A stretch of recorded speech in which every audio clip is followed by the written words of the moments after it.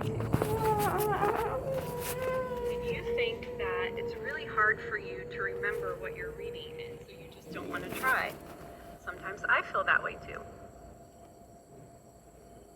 Do you think that you read very slowly?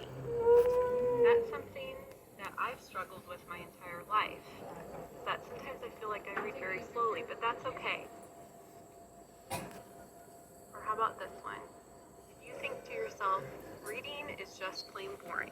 I have to read textbooks at school, I have to read books that my teachers choose, and I think it's boring. That's okay to feel that way. Sometimes reading feels like it's difficult because we don't connect with the text.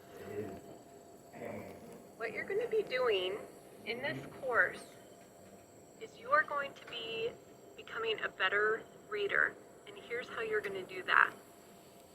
You are going to learn strategies that are going to help you to identify, that means pick out and understand difficult words. You said that you come across big words, you're going to learn how to conquer those words and turn them into words that you understand.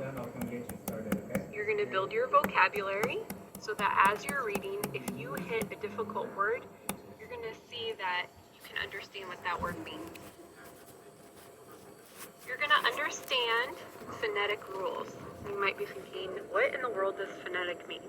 That means when I come across a word that I don't know, I'm going to learn how to chunk that word and how to sound out that word.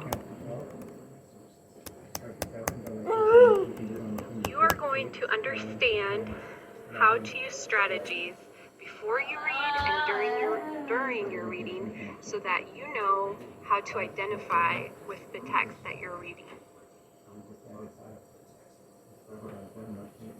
You are also going to learn how to identify the important elements of a story.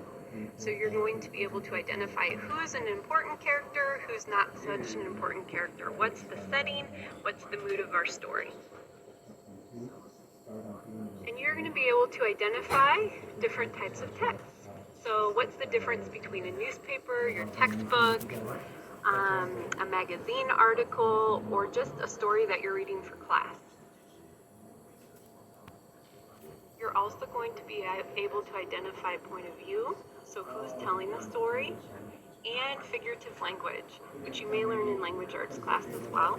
Figurative language refers to similes, metaphors, and you're going to learn how to use those and understand those as you read.